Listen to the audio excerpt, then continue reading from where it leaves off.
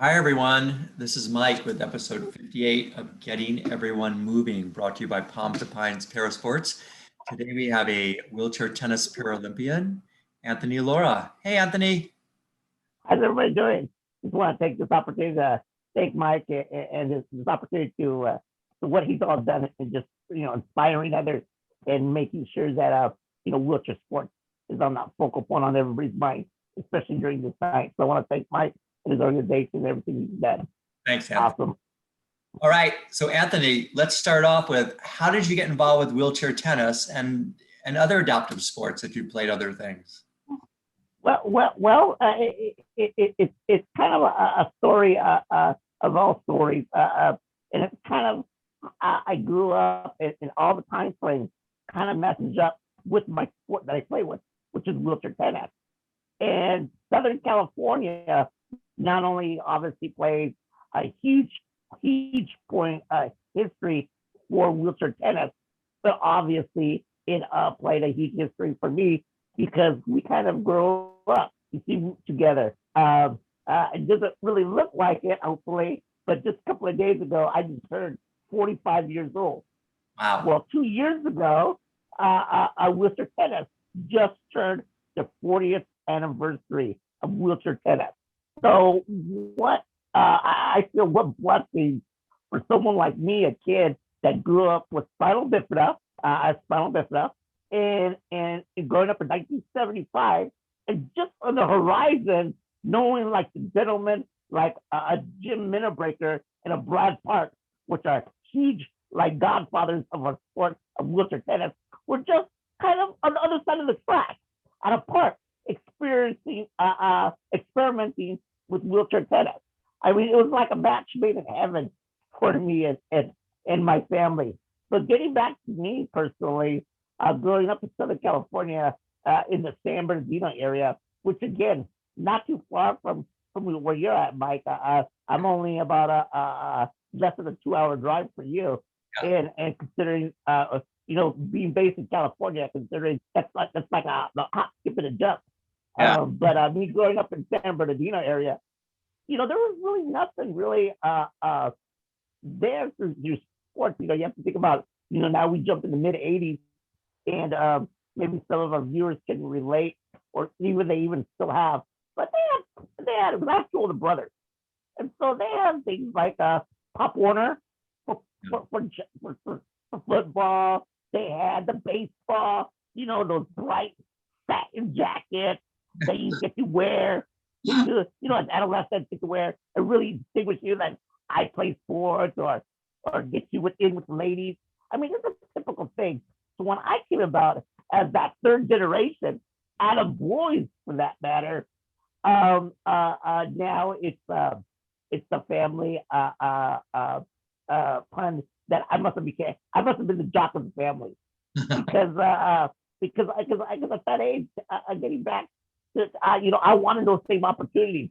I wanted that opportunity to go back to school for the weekend to talk about the games we went to go play. I wanted that opportunity to be in that niche of crowd of wearing our satin jackets or being a part of that Pop Warner days crowd. It's actually my dad, and I say Pop Warner because both my brothers played football, and actually my middle brother played football all the way to get a scholarship to Cal Berkeley. He was a linesman. And here's the other thing a lot of people don't know about my family, and why I talk a lot about my family. It's so rich, and I get a lot from my family. Is that my oldest brother went to Stanford University? Uh-oh. Okay, he went on to go to Harvard, and he is a psychiatric doctor. Had no practice up north. My middle brother, the one I'm talking about, that had the opportunity to be a linesman for Cal Berkeley, my mom told him he didn't get a full scholarship for academics, nor did he get a full scholarship for to play football. He was just a good football player, and then he had the opportunity, and he had to pick either or. So that's how academically my family was before I came around. Because I think I forgot to mention as well is that there is a 9-year difference between me and my middle brother. Huh. And should I say, my middle brother, by the way, took the route of academically. He did not go professionally to play football for Cal Berkeley. He still went to Cal Berkeley, but he went as an academic on and he graduated. So again, seeing the opportunities that my brothers had, seeing the decisions they made and the sacrifices. When I came around, it was just kind of for me. I felt like I had a lot to live up to, but knowing with me, certainly I made the other decisions as far as my academics and as far as wheelchair tennis and the highlights that wheelchair tennis brought me. And so with that, like being with anybody else, wheelchair tennis was not even in my horizon. It was just me wanting to be like any other kid, and that's how I relate so much with working with my kids today. Because when the kids that come on my court, I don't think of them as the next Paralympic tennis players. I think of them as the next kid that just wants to have a laugh, that just wants to feel like a kid. And if wheelchair tennis or wheelchair basketball or racing or cycling comes out as something that they love, that to me as a coach, that's like frosting on the cake, because I just want them to live life to the fullest and to have, hopefully have the same opportunities that anybody adolescent has at their age. So did your parents treat you any differently than your brothers at all? Oh no, that's an easy question. No, and I say that no firmly because there's no handbook. I mean, you hear that anyway. With any parents, forget having disabled kids. But there's no handbook.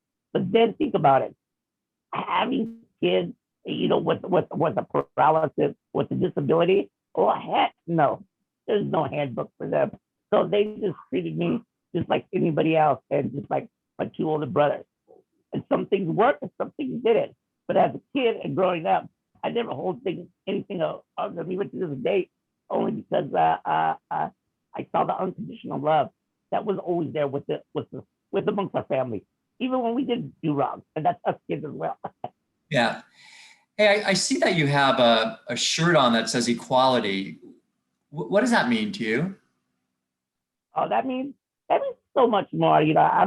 I've been known to say my piece, so to speak, in many different ways.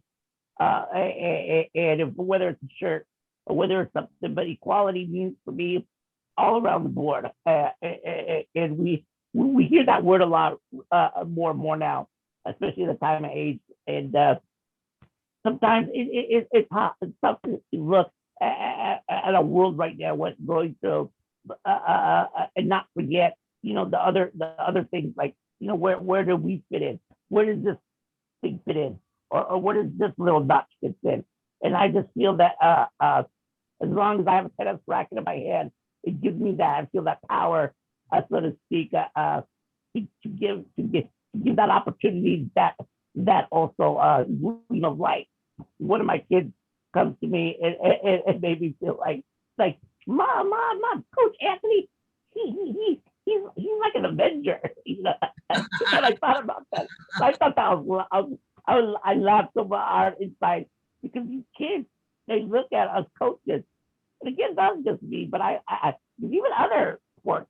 I mean, I look at it and I'm like, I drop my jaw because a lot of these sports, a lot of these individuals, I mean, they should have stories about them.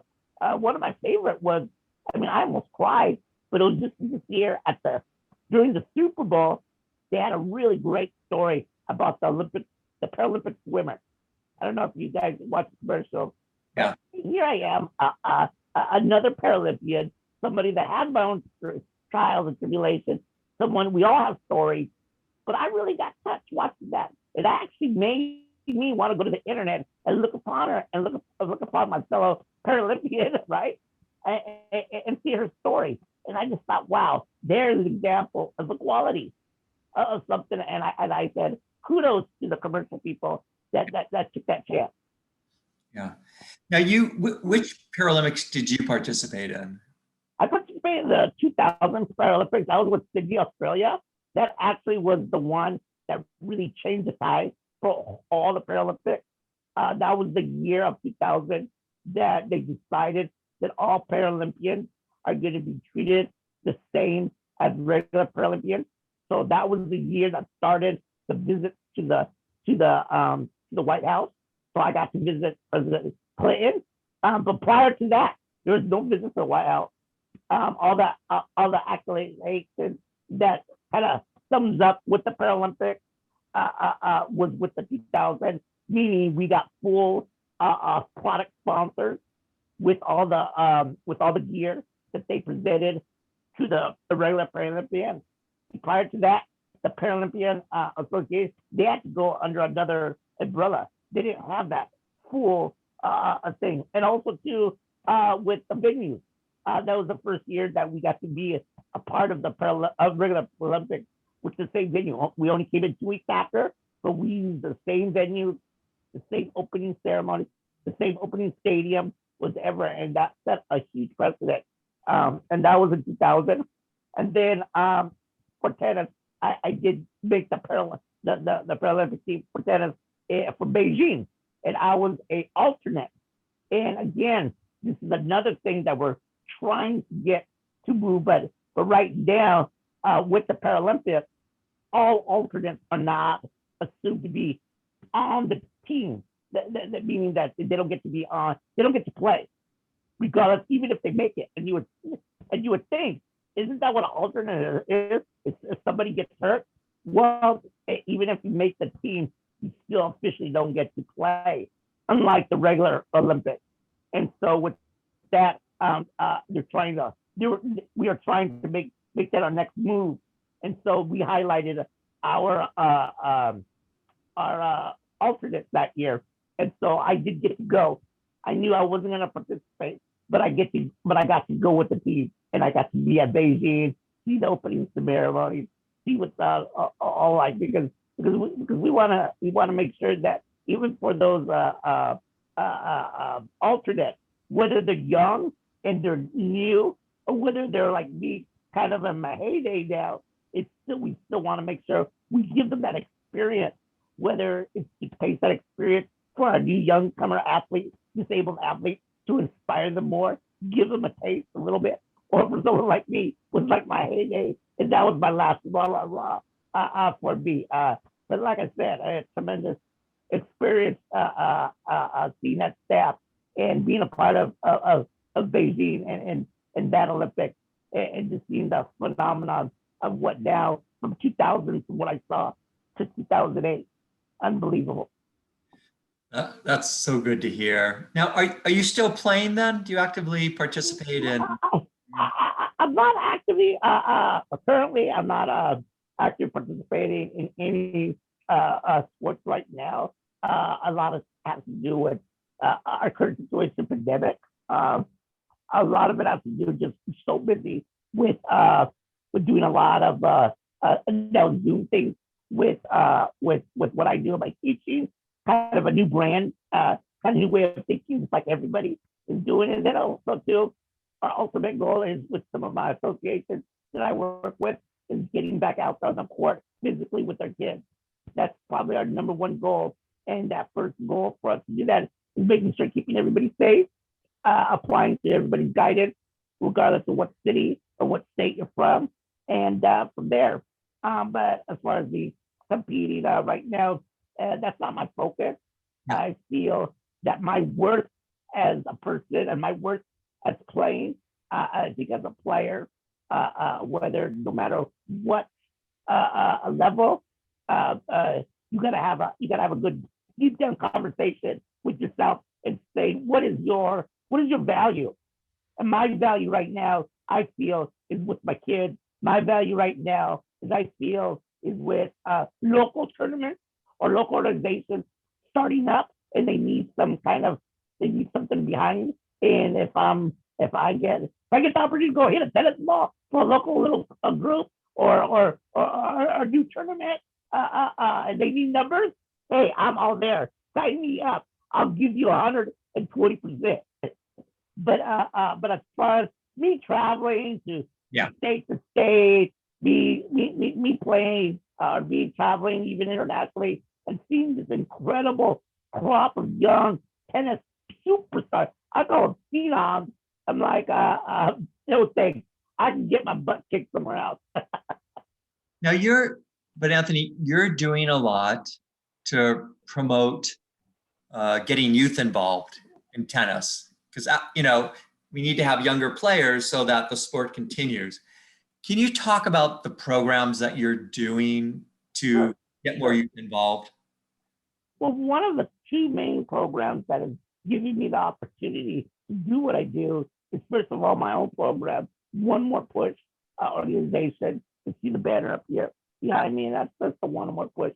This philosophy I have, is it in you? And I'm able to take that down to the next level of my own organization. And we're able to do different things as one. And it also gives me the opportunity to partner up with so many different organizations that are so cool, and so many organizations throughout Southern and Upper California, from anywhere from Angel City Sport to my friends over at Cottage Rehab in Santa Barbara, to all the way up north with Ability Sport. They're a huge organization, and all these organizations either have going or are only existing purely on working with our junior youth. With Ability Sport up in Chico, we have a 1 week camp just for juniors where they stay overnight. And that's one thing that's so unique about our camp, is that our kids, and when I say kids, that's the age 18 and under, not only they're playing the sport, not only are they getting invested in trying these different sports, but at night, we as counselors and coaches, we always say we play doubles, overtime, and we get to see them and we get to do things socially with them. So it's an ongoing, consistent, because I always say sports is beyond the baseline, beyond the court. It's far beyond with the sport I call, the game I call life. And so we treat that, or at least I treat that with my kids. Same thing in Santa Barbara in July every year for the last 30 years. Even I couldn't believe it. This camp has been going on for 30 years. But over my friends with Cottage Rehab, a rehab facility out of Santa Barbara, we take the kids right there on the campus of UC Santa Barbara. And if you ever been on UC Santa Barbara campus, man, that's like a island. You're right there on the beach. You're right there on the coast. And in July, what a more beautiful place. But to want to share tennis or basketball or quad rugby to our young juniors. And I have various other organizations. So that's what having my organization helps me, is to go with other organizations and work and have a mentor, but collaborating with that. One of the second organizations I want to make sure I talk about is my ambassadorship with my fourth year this year with the USTA collaboration with the Net Generation program.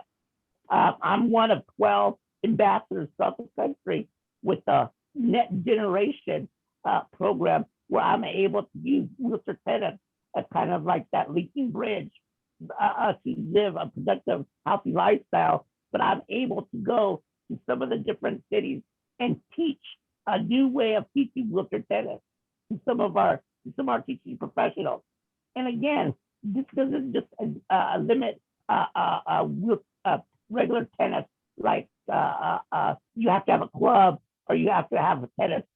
This also means I got Net Generation provides us literature. They've taught us ways to teach tennis now that involves going to rec hospitals, involves going to places that you wouldn't even think about dreaming of introducing wheelchair tennis, places that don't even have a tennis sport, because we bring the sport to you. We bring the information to you. And with Net Generation, we will leave the equipment and the things that we provide and the ways we teach to you, the people, so that why we are leaving a seed of continue educating the new people of how to promote wheelchair tennis on and off the court. And that's through Net Generation.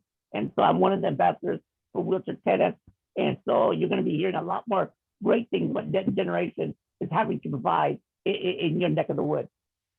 That's terrific. Yeah, I think that's so important. It's great the USTA is really behind it. That's fantastic. How do you think that we can create a more inclusive society? What are some of the things that some of the things that we need to do, and what are we doing well right now? Well, I think it's a no-brainer, and especially I talk about wheelchair tennis because and what makes wheelchair tennis so unique. You see, with wheelchair tennis, we already have an avenue. We already have a path that's set already. It's already been there with us integrating and being what I like to say inclusive, not exclusive type of sport, especially when it comes to adaptive sports. You know, you see Tom, Dick, and Harry, you know, at the local high schools, you know, they're playing basketball, and then the kids say, hey, let me shoot. And then you see somebody switching chairs, or you see somebody, oh, don't get close to the chair, because if you get run over and hit with the chair, it really hurts. So already you see from a distance, it's, you know, exclusivity. You know, you already see a separation. But what wheelchair tennis provides is simply the opposite. And you know what the one single? It's that 2-bounce rule. The 2-bounce rule. A lot of people, not even our own USDA, I feel takes enough time, but to really talk about the 2-bounce rule and what that really involves. That involves this. That involves getting your sister, your brother, your mom and dad. If you only have one weekend to have a good time and want to play tennis, guess what? You can pick any day of the week and enjoy the bright sunshine that Southern California has to offer, or just the camaraderie of a family getting together and having fun, or just your family, or just your friends. You know, they want to try wheelchair tennis. And there's no changing of rules. There's no having you have to have another wheelchair for another person that's not disabled. There's none of this. Gotta find a special court. Hey, you find any public facility in your neighborhood, you got your rackets and a ball, you're ready to rock and roll. Because wheelchair tennis is simply tennis. You know, a lot of people don't understand that. And a lot of my other kids also don't understand that when they come to my court. So when I'm practicing, not everybody's going to be involved with wheelchair tennis as far as the competition level, which we do have. We have our own circuit, our own national, international circuit. I duly understand that can be costly, and I duly understand there's other things going on with our families with life. But there is the USTA League Tennis. And again, this has nothing to do with tennis. This is just anybody that's part of the league that, again, you can play a wonderful matches on your weekend. That's only limited to the weekend for people's schedule. And you play with regular, you know, you play with your other city people. But again, it is offered to the wheelchair player as well. And a lot of people don't take advantage, or a lot of people just don't know that, because simply the wheelchair 2-bounce rule takes an effect. So it allows the wheelchair player to be engaged. It allows the wheelchair player to be involved in the weekend activities of what the USDA has provided, you know, with the league and some of their other fun events that they do throughout the program in their grassroots program. So that's one area that I feel that is already existing. I think we need to take a little bit more time in promoting that, and the best way of promoting it to some of our individuals to get them to know that you know it's not limited just to go to a wheelchair tennis club and then boom, go and play against other wheelchair players, you know, and have to be on a circuit. We know that life is not as easy as that. You know, there's a lot more in life, especially nowadays, that we have to be concerned about. A lot of people have families, and just a lot of people just don't have those opportunities. But everybody has the opportunity to be together as one as a family and to live life and to pick a Saturday, Sunday, or Wednesday night. Sure, let's go to a local community center. Because why? Because wheelchair tennis is one of those unique sports. Okay. So, you know, wheelchair tennis it's one of those unique sports that it has those opportunities that can provide and be, exclusive, not exclusive, inclusive, not exclusive. So we're coming to the end of the interview. What are some final words that you'd like to leave our listening audience with? Oh, again, I'm always to have these opportunities to speak about my sport. I always love to see gentlemen and organizations like yourself, Mike, taking that initiative and going forward and experimenting and trying what works and what doesn't, and inclusive of all sports, not just wheelchair tennis. Like being like we're all as one. And I always say, one more push. Is it in you?